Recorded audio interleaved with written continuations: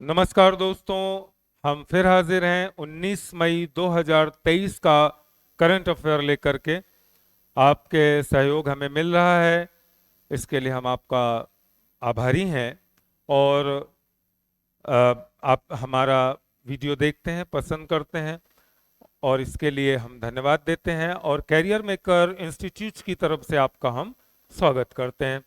तो जैसा कि हमेशा की तरह हम पिछले वीडियो में आपको एक प्रश्न देते हैं जिसके जवाब का आशा हम कमेंट्स बॉक्स में करते हैं। सभी मित्रों ने दिया है, सभी के जवाब सही हैं। तो चलिए देखते हैं कि हमारा कल का प्रश्न क्या था आपके लिए।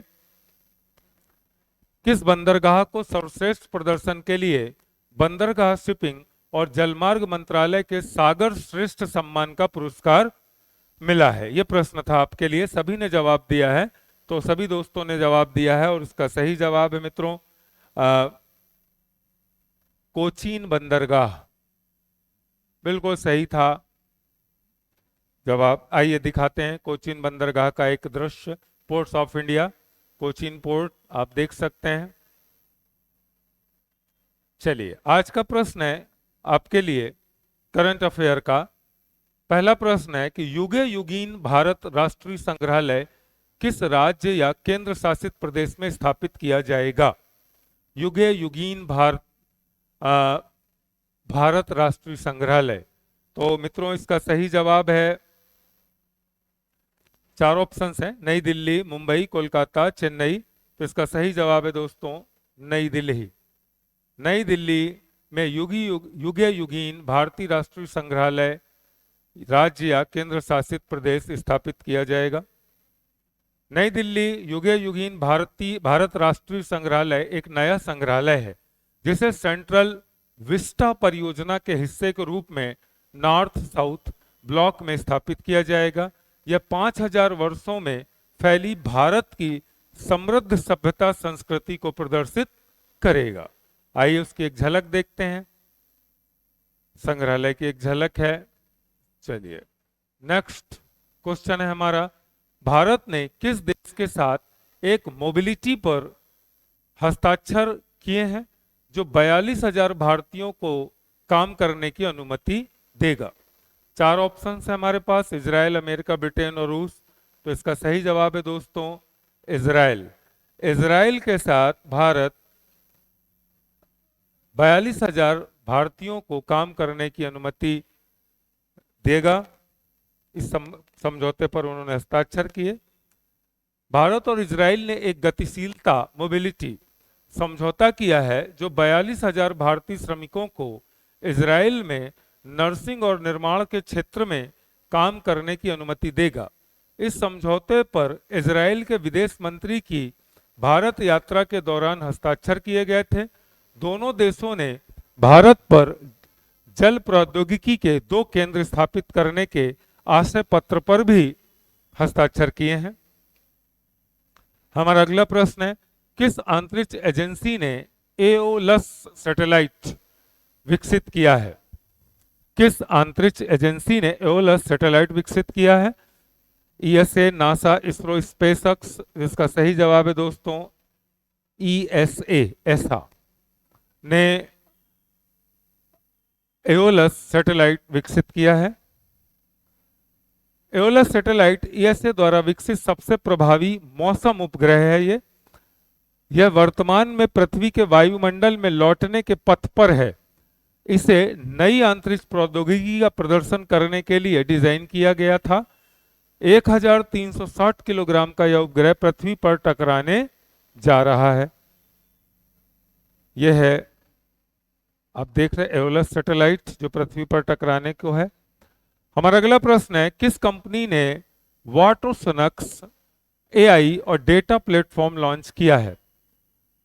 तो 4 ऑप्शंस हैं, आईबीएम, एप्पल, माइक्रोसॉफ्ट, गूगल। तो सही जवाब है IBM Indian international business machine.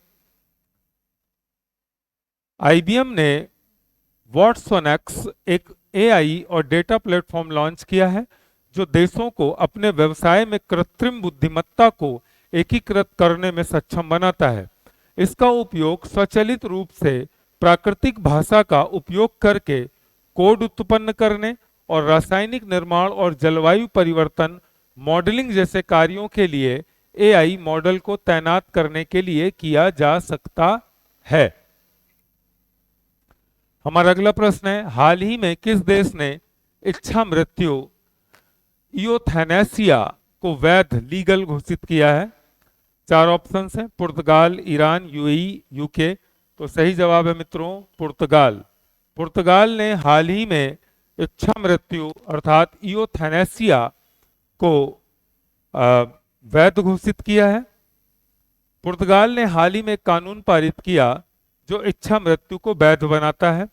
ऐसा करने वाले दुनिया के कुछ देशों में से एक बन गया है। इस कदम ने इस कैथोलिक देश, कैथोलिक ईसाई का धर्म का एक पार्ट है, के भीतर गहन बहस छिड़ गई है। रूढ़िवादी राष्ट्रपति मार्सेलो रेबेलो डी सूसा ने कड़ा विरोध व्यक्त किया है। आयु की आवश्यकता और पीड़ा नए कानून के अनुसार 18 वर्ष से अधिक आयु के व्यक्ति मरने में सहायता का अनुरोध करने के पात्र हैं। हालांकि कानून निर्दिष्ट करता है कि यह केवल स्थायी और असहनीय दर्द अनुभव करने वाले व्यक्तियों को कवर करता है।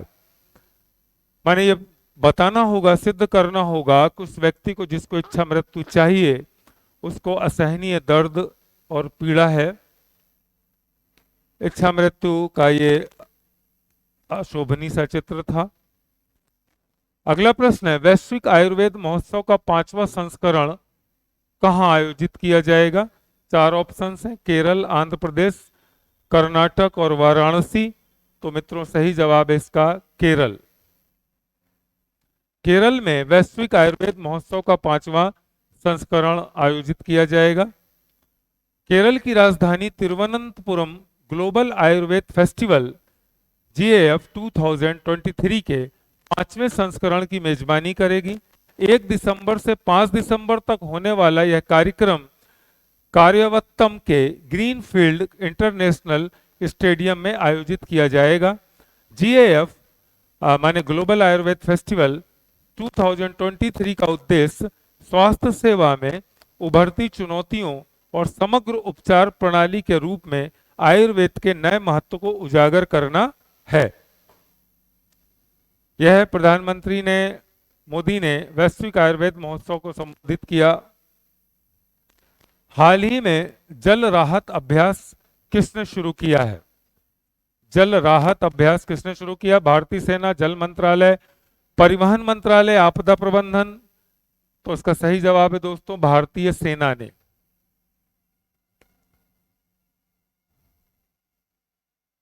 भारतीय सेना की गजराज कोर ने विभिन्न आपदा प्रबंधन समूहों के सहयोग से हाल ही में जल राहत अभ्यास नामक एक संयुक्त बाढ़ राहत ड्रिल का आयोजन किया। मानसून के मौसम से पहले बाढ़ राहत तैयारियों को बढ़ाने के उद्देश्य से यह ड्रिल असम में मानस नदी पर हगरामा ब्रिज पर हुई थी। अभ्यास में कई एजेंसियों के बीच समन्वय पर जोर दिया गया और कुशल बचाव कार्यों और नवीन रणनीतियों के उपयोग पर ध्यान केंद्रित किया गया। ये आप देख सकते हैं, फ्लड रिलीफ एक्सरसाइज जल राहत इन आसाम।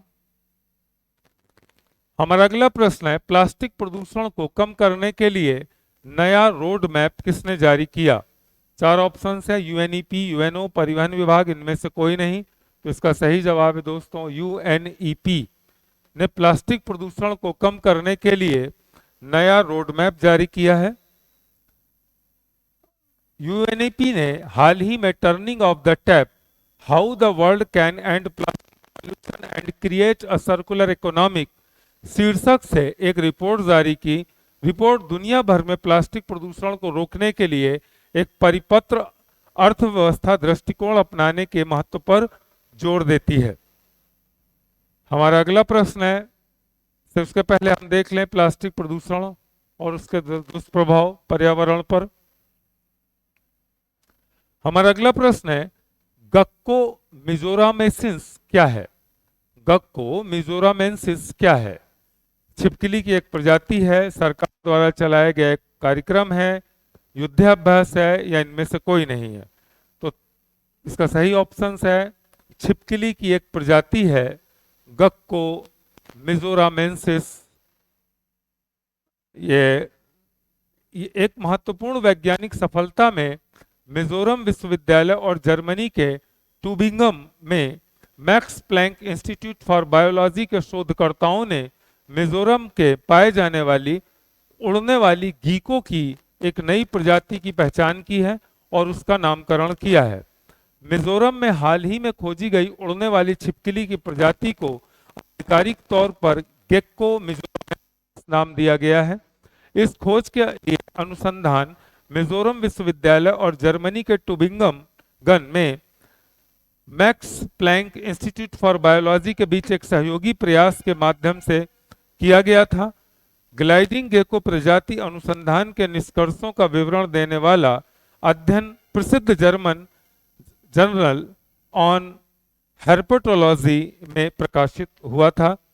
यह है उड़ने वाली प्रजाति छिपकली की गेक्को मिजोरमेंसिस के नाम से अभी खोजी गई है। हाल ही में भारत ने किस देश के साथ 50 स्टार्टअप एक्सचेंज प्रोग्राम की शुरुआत की है? 4 ऑप्शंस हैं, बांग्लादेश, श्रीलंका, इंडोनेशिया, मालदीव। तो सही जवाब है दोस्तों बांग्लादेश। बांग्लादेश के साथ भारत ने 50 स्टार्टअप एक्सचेंज प्रोग्राम की शुरुआत की है। भारत और बांग्लादेश ने दोनों देशों के उद्यमी समुदायों के बीच सहयोग और साझेदारी को बढ़ावा देने के लिए स्टार्टअप एक्सचेंज प्रोग्राम शुरू किया है। कार्यक्रम का उद्देश्य अवसरों का पता लगाना, ज्ञान साझा करना और विभिन्न क्षेत्रों में सहयोग बढ़ाना है। बांग्लादेश की 10 स्टार्टअप कंपनियों के पहले समूह ने हाल ही में भारत का सफल दौरा पूरा किया, जिससे इस रोमांचक पहल की शुरुआत हुई। विनिमय कार्यक्रम में ई कॉमर्स, स्वास्थ्य, परिवहन और रसद, ऊर्जा, शिक्षा और कौशल विकास जैसे क्षेत्रों से स्टार्टअप शामिल है। चयनित स्टार्टअप दोनों देशों के बीच सहयोग और नवाचार की क्षमता को दर्शाते हुए उद्योगों की एक विविध श्रेणी का प्रतिनिधित्व करते हैं। हमारा अगला प्रश्न है, शायद ये रिपीट हो गया है दोस्तों। भारत ने किस देश के साथ एक गतिशीलता समझौते पर हस्ताक्षर किया जो 42,000 भारतीयों को काम करने की अनुमति देगा? चूंकि रिपोर्ट हो चुका है तो इसका सही जवाब है इजराइल। इजराइल के साथ ऐसा समझौते पर हस्ताक्षर किया है उन्होंने। भारत और इजराइल ने एक गतिशीलता समझौता किया है जो 42,000 भारतीय श्रमिकों को इजराइल में नर्सिंग और निर्माण के क्षेत्र में काम करने की अनुमति देगा। इजराइल के विदेश मंत्री की भारत यात्रा के दौरान समझौते पर हस्ताक्षर किए गए थे। दोनों देशों ने भारत में जल प्रौद्योगिकी के 2 केंद्र स्थापित करने के आशय पत्र पर भी हस्ताक्षर किए हैं। हमारा अगला प्रश्न है, किस अंतरिक्ष एजेंसी ने एओलस सैटेलाइट विकसित किया है? इसका सही जवाब है ईएसए। ईएसए अंतरिक्ष एजेंसी है जिसने एओलस सैटेलाइट विकसित किया है। एओलस सैटेलाइट ईएसए द्वारा विकसित सबसे प्रभावी मौसम उपग्रहों में से एक है। यह वर्तमान में पृथ्वी के वायुमंडल में लौटने के पथ पर है। एओलस एक अर्थ एक्सप्लोरर अनुसंधान मिशन की एक नई अंतरिक्ष प्रौद्योगिकी का प्रदर्शन करने के लिए डिजाइन किया गया था, जो 1360 किलोग्राम का उपग्रह है, जो ग्रह पर दुर्घटनाग्रस्त हो गया है, इस वजह से लौट रहा है पृथ्वी पर। ये सैटेलाइट का चित्र है, आप देख सकते हैं अपनी स्क्रीन पर। हमारा अगला प्रश्न है, किस राज्य ने स्टेट रोबोटिक्स फ्रेमवर्क लॉन्च किया है? सही जवाब है इसका तेलंगाना। तेलंगाना ने स्टेट रोबोटिक्स फ्रेमवर्क लॉन्च किया है। 4 ऑप्शंस हैं, तमिलनाडु, तेलंगाना, उड़ीसा और पश्चिम बंगाल। तो तेलंगाना ने किया है। तेलंगाना सरकार ने हाल ही में राज्य रोबोटिक्स फ्रेमवर्क लॉन्च किया है। यह भारत में इस तरह का पहला ढांचा है। इसका उद्देश्य एक स्थायी रोबोटिक्स पारिस्थितिक तंत्र बनाना और राज्य को रोबोटिक्स के क्षेत्र में एक नेता के रूप में स्थापित करना है। यह आप देख सकते हैं, India first robotics framework launched Telangana. किस कंपनी ने वाटसोनेक्स एआई और डेटा प्लेटफॉर्म लॉन्च किया है? आईबीएम ने। इसका सही जवाब है आईबीएम ने वाटसॉन एआई और डेटा प्लेटफॉर्म लॉन्च किया है। आईबीएम ने वाटसन एक्स और लॉन्च किया है, एक एआई और डेटा प्लेटफॉर्म है जो देशों को अपने व्यवसाय में कृत्रिम बुद्धिमत्ता को एकीकृत करने में सक्षम बनाने में सक्षम है। इसका उपयोग स्वचालित रूप से माने ऑटोमेटिकली प्राकृतिक भाषा का उपयोग करके कोड उत्पन्न करने और रासायनिक निर्माण और जलवायु परिवर्तन मॉडलिंग जैसे कार्यों के लिए एआई मॉडल को तैनात करने के लिए किया जा सकता है। हमारा अगला प्रश्न है, अंतर्राष्ट्रीय संग्रहालय दिवस कब मनाया जाता है? 18 मई को। इसका सही जवाब है अंतर्राष्ट्रीय संग्रहालय दिवस प्रत्येक वर्ष 18 मई को मनाया जाता है। संग्रहालय में हमारे पूर्वजों की अनमोल यादों को संजोकर रखा जाता है। 18 मई शुरुआत संयुक्त राष्ट्र ने 1983 में 18 मई को अंतर्राष्ट्रीय संग्रहालय दिवस के रूप में मनाने का निर्णय किया था। इसका जो उद्देश्य है, इस दिवस को मनाने का उद्देश्य आम जनता में संग्रहालयों के प्रति जागरूकता फैलाना और उन्हें संग्रहालयों में जाकर अपने इतिहास को जानने के प्रति जागरूक बनाना है।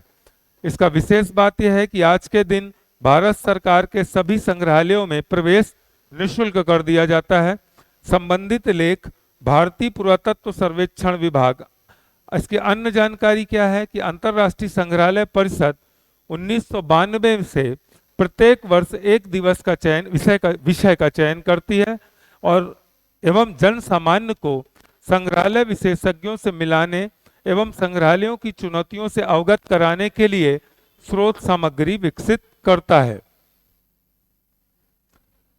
हमारा अगला प्रश्न है, हाल ही में हिंदुजा ग्रुप के चेयरमैन का निधन हुआ है, उनका नाम क्या है?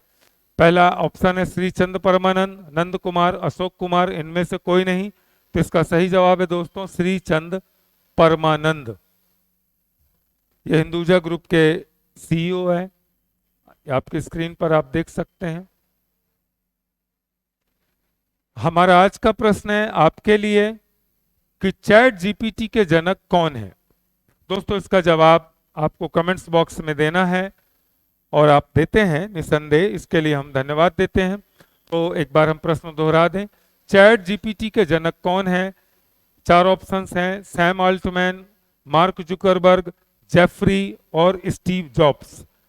तो हम इसके जवाब का इंतजार अपने कमेंट्स बॉक्स में करेंगे दोस्तों। तब तक के लिए हम विदा लेते हैं और हाजिर होते हैं एक नए वीडियो के साथ, नए करंट अफेयर की क्लास के साथ। तब तक के लिए नमस्कार, धन्यवाद।